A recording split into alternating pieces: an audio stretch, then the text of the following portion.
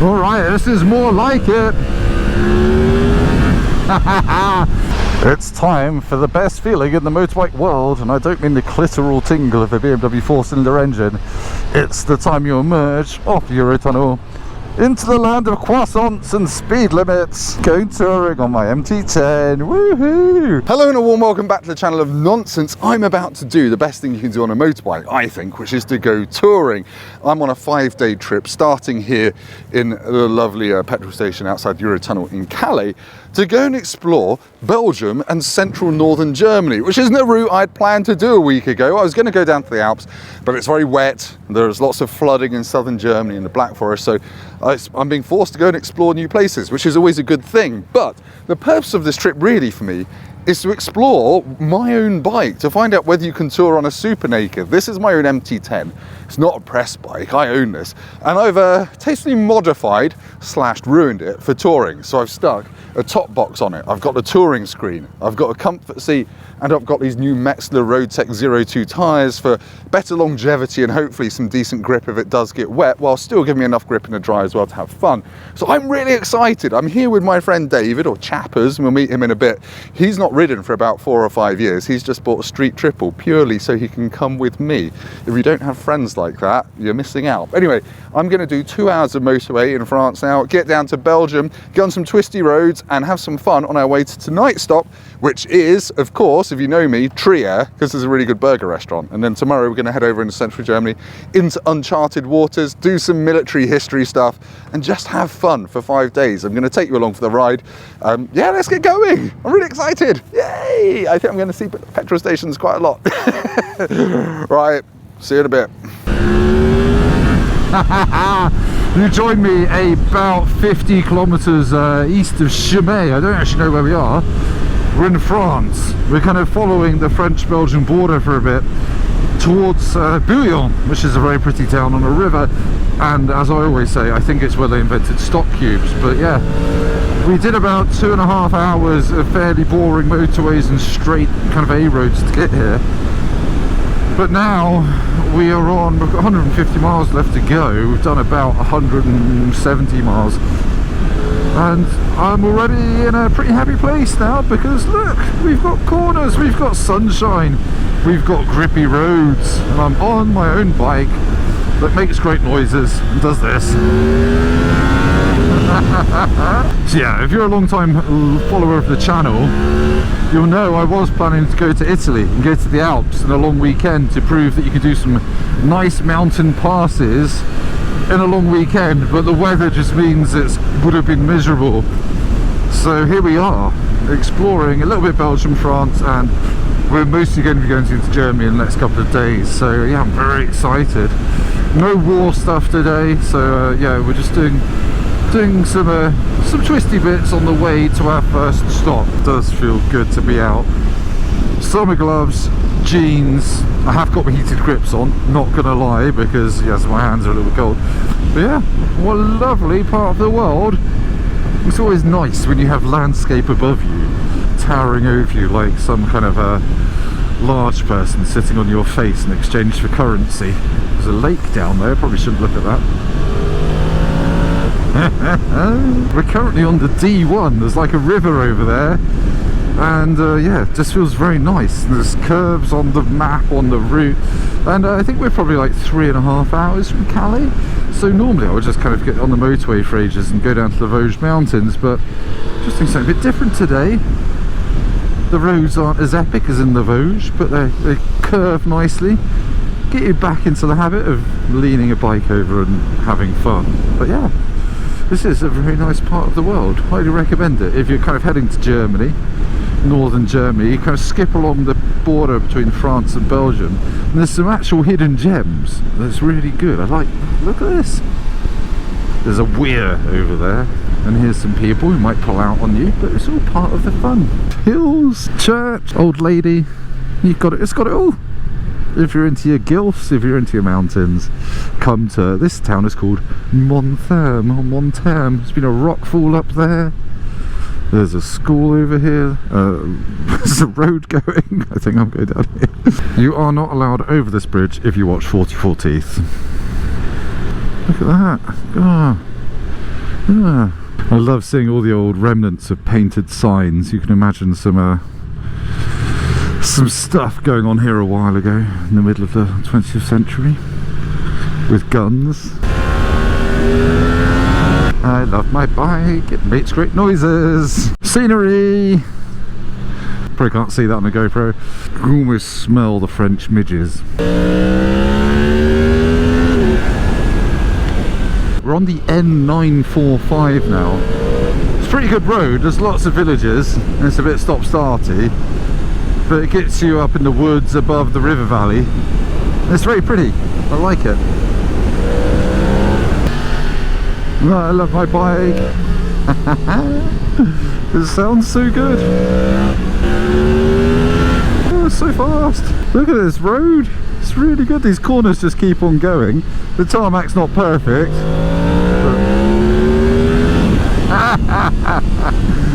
Right, I'm going to pull in on the side here because I believe there's a viewpoint here. Let's go and check out the bloody view. What's the point of the viewpoint? Oh god, yeah, it's pretty nice. Nice bin. What a lovely bloody flippin' view.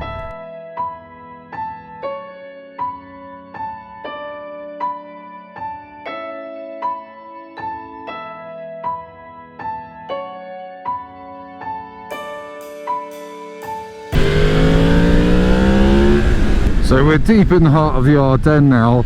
Lots of woodland, valleys, and generally good roads actually. The surfaces aren't as bad as I remember. But yeah, we're still coming to Bouillon. So a lovely, lovely way to spend the day. It's not going to be the quickest way to get into Germany from Calais. But yeah, 2.5 hours of boring French motorways versus 5. I'll do this, I think. And there's so many fritteries. If you want chips and you like chips, this is a good part of the world to come to. Just expect them to give you mayonnaise, and enough mayonnaise to cover like the underside of your moobs as well as the top.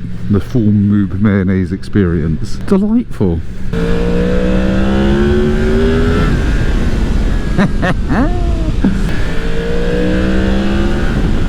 Yeah, some of these corners do have slightly crappy road surfaces mid-corner, but it's kind of okay, in the dry at least. Right, as the Germans say, nous sommes ici in Bouillon. Lovely town in the Ardennes, famous for having a castle and being named after a kind of soup. So we're just looking for a cafe and petrol. Come on, something needs to be open. No, no, no. Is Thursday a national day of sleep in Belgium, or is that just every day? That looks open on the other side of the river.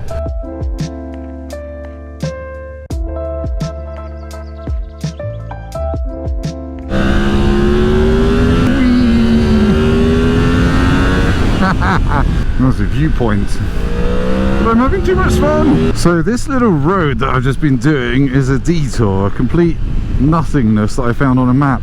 It's called the N865 and it's bloody good. There's a bit of single track as you come out of Bouillon, and then it gets really smooth and some lovely, lovely corners like this corner here.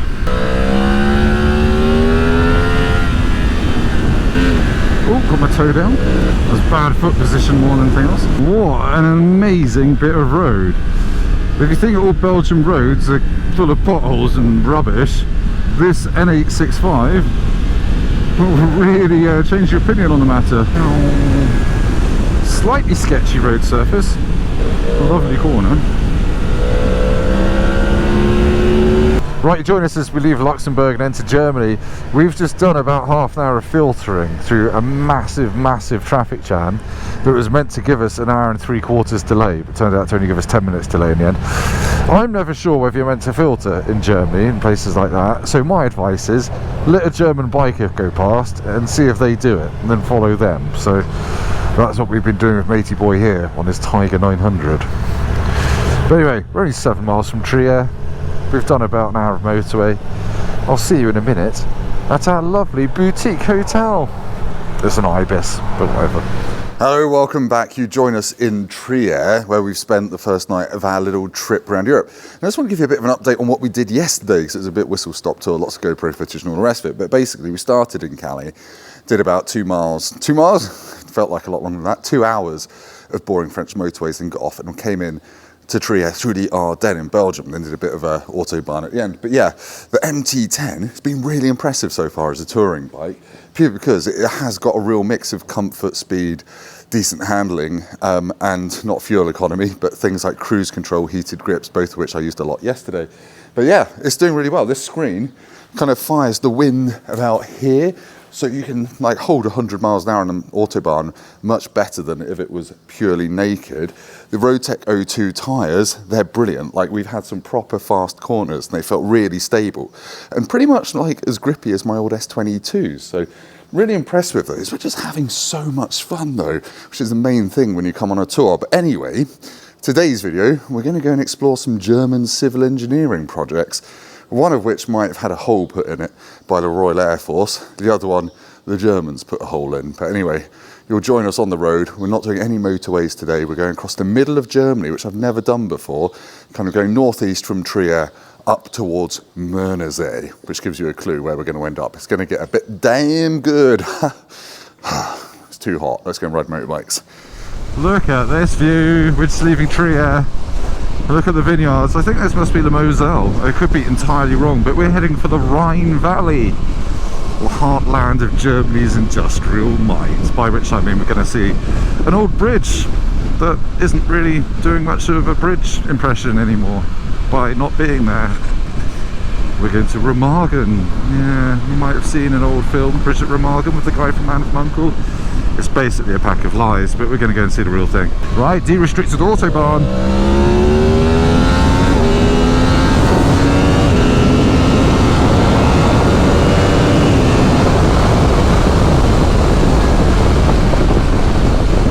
Classic.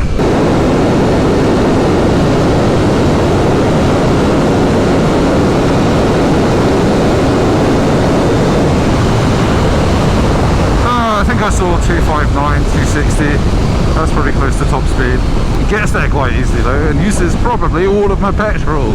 Let's do twisty roads, because they are actually more fun. Going fast on the autobahn, you do it once or twice and then you're right, it's not massively comfortable, it's not good for your fuel range, and it's not good for your tyres if you're in the middle of a tour. Do it at the end so you have a massive blowout and can end up in a German hospital. That's my travelling advice. There's my friend Chappers on his street triple. Street triple sounds so good.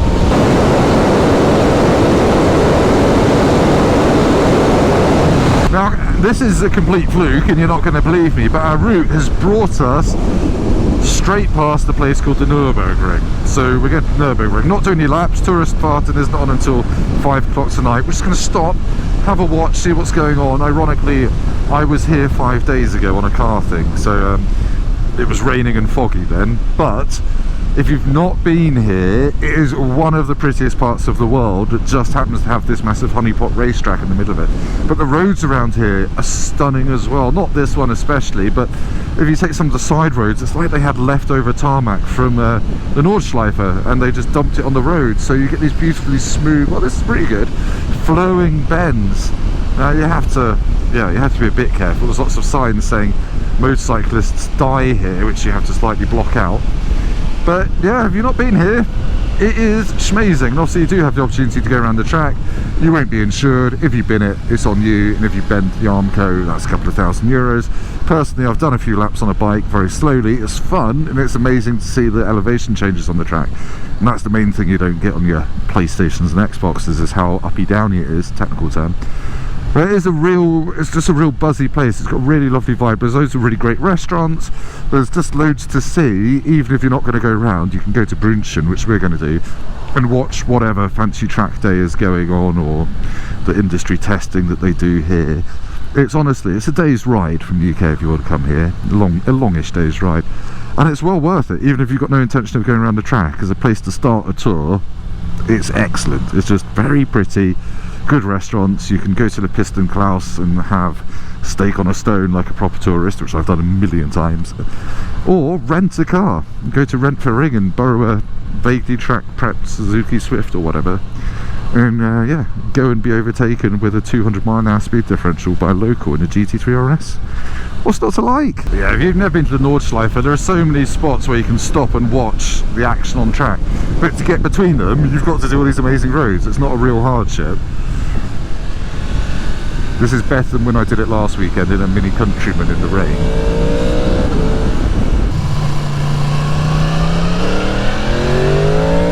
So this is the road leading out of Ardennes. We're going up towards the viewing spot, Bouillon, hopefully. But again, just a lovely road. You don't want to go too fast because there's a big crash barrier there, and there's lots of shade that goes under trees and stuff, but it is pretty well tarmacked, and it's just left, right, following a valley. It's kind of irrelevant that the Nurburgring is here as well. It's just a great road. Now, I know you won't actually believe me, but this was completely unplanned. The route for today was just to go from Trier to the bridge at Remagen, then up to the Mersey Dam, which we're going to get to in a bit. But it brought us past the Nurburgring, like right past it, and we knew the roads around here are so good, we couldn't resist having a bit of a play. Now, the Nordschleife, if you've not been here, there's tons of viewing points. This is probably the most famous one. Bouillon, I think it's called YouTube Corner on the internet. But yeah, when stuff's going around, this is a really good place to come sit and watch. It's got a really massive car park. You can get nice and close to the track. And if you're here during the 24-hour race, as I was last week, this is like a proper rave up here. But yeah, it's just a stunning part of the world. Sorry, there's nothing going on, but I think the way Nurburgring filming licenses go, I'm probably not allowed to show you anything going around anyway. But yeah, if you're ever in the area, do pop by, even if you're not interested in going round. You don't have to go and scare yourself and have a crash. Just come and have a look at it, because it's a really nice place. And on that note, I'm going to go and eat some sausage. See you in a bit. Not Willy, sausage. I'm on David's 2019 Street Triple RS. It's been a while since I rode one of these, and it immediately has better brakes than my bike, but that's not really saying much because an Oldsmobile has better brakes than my bike. That sounds amazing. It's such airbox honk. It's also got lovely handling as well. I hate that hairpin. There he goes. He's done his first accidental MT-10 wheelie. I do love seeing people doing accidental wheelies on my own bikes. I had this with my KTM as well. But this Street Triple, I'm a bit big for it, but it is a lovely, lovely thing. Swapping on to David's Street Triple for a little bit, I am just reminded you can tour on anything. I mean, we've both had slightly numb bums doing 420 miles yesterday, but there's no limit to going on a tour. You don't have to buy a GS. You can do it on something that is fun when you get to these roads. Don't think you have to get an adventure bike. Right, you join me on the Rhine, and you join me on my phone, because being an absolute numpty, I've just left my rucksack with £3,000 worth of camera kit at a cafe back at the Nurburgring, so we're about to head back there. But anyway, in this video, what you need to know is we are on the Rhine. Look, absolutely massive river. And here between, I think it was the 10th and 17th of March, thereabouts, in 1945, the Allies were advancing fast through Germany, racing to the Rhine, desperate to find a bridge to get across and onto Berlin. But all the bridges have been blown up by the Germans, as you might imagine, as they were retreating. Except here in Remagen, the Americans came across the Ludendorff Bridge, a massive bridge that stretched all the way across here, and it was still intact. And obviously the Germans, they attempted to blow it up from within a railway tunnel over there, which you might have seen in the film Bridge at Remagen, but it didn't fully blow it up. So there was a battle for 17 days as the Germans tried to blow the bridge up, and the Americans tried to quickly get men across it into Germany, and they succeeded. I think getting about 5 divisions across the bridge, about 155,000 men. They reckon it shortened the war by a couple of days, weeks, we don't really know. But yeah, it eventually, after 17 days, collapsed into the river, taking with it about 36 American engineers who sadly lost their lives. But you can still come here to visit the remaining piers, and I'd say pretty imposing. Look up there, I'm not sure if you can see because of the sun, but the Germans tried everything to try and destroy this bridge in those 17 days that the Americans held it. They floated mines down the river to try and detonate them against the pier. They sent a team of frogmen in the water to try and mine the bridge and blow it up. Hitler got involved, as he does in these things, and he ordered that they fire V2 rockets to try and blow it up. They fired 11 V2s at this bridge, and the closest they came was about half a kilometre, I think. They never hit it with them. And I think that's the only time the Germans ever fired V2s at German soil. So it was a really important thing for the Germans to destroy, and eventually it did collapse. They sent about 350 aircraft to bomb it in the course of those 17 days. And around here, the Americans concentrated lots of anti-aircraft guns, and apparently it was the highest concentration of anti-aircraft firepower anywhere in the world for that week. And they reckon they shot down about 30% of all the planes that came to bomb this bridge. But anyway, we're going to head back to the Nurburgring now and try and find my stuff so I can do proper videos, not on an iPhone. But yeah, what an interesting place. There's a peace museum here as well. I'm not sure we're going to have time to do it. But yeah, it's a very imposing structure with quite an interesting story, and I'm going to have to go back home and watch the bridge at Remagen with the guy from Man from U.N.C.L.E. in it. But anyway, let's carry on. It's an old person thing. It's a big heavy rucksack that I've been wearing for 2 days. Suddenly I was on a different bike and just didn't realise I'd left it in a restaurant. But luckily the Cockpit Bistro at Nurburgring still has it. So let's go and fetch my very expensive bag of shite. Yay, I'm a child. We had to go back to the Nurburgring, which has basically added 2 hours to our day when we were still 4 hours away from where we're trying to get to, and it's 3 in the afternoon. I don't feel particularly clever right now, but what we are about to do is head to our final destination for the day, the Murner Lake, which you might know from such World War II major actions as the Dam Busters Raid. Anyway, we'll be there in about 3 or 4 hours. We're going to do a bit of motorway and then hopefully some fun stuff to get there on time. No, I say on time, massively late, like 7 PM. That's fine. Got nothing better to be doing but to ride a motorbike. It's alright. We're only 80 kilometres away, but we've got a fun route planned that's going to take 1 hour and 20 minutes, and all for the past 2 hours, which you haven't seen. It's been really boring going through lots of towns. I'm using the Garmin Zumo XT2's adventurous route on reasonably not an adventurous setting, actually, to be honest, and it's taken us through 50 limit after 50 limit after 50 limit. I'm talking kilometres now here, so it's getting a little bit tedious. I am just thinking we should have got an autobahn, but the map looks pretty twisty soon.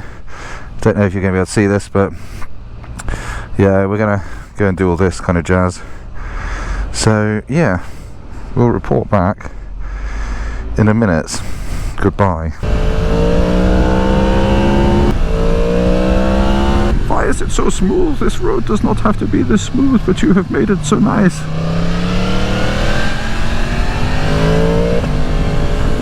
Oh yeah, oh yeah. This has sort of made up for 2 hours of complete boredom. Front wheel, it's on ground. There's quite a good road coming up, apparently. I think it's just a 30-mile-an-hour limit, but it's got an excellent name. The finest German tarmac. I really need a wee, and this is not helping. Luckily my electronic Erlin's damping is doing wonders for my bladder. And now there is poo on the road.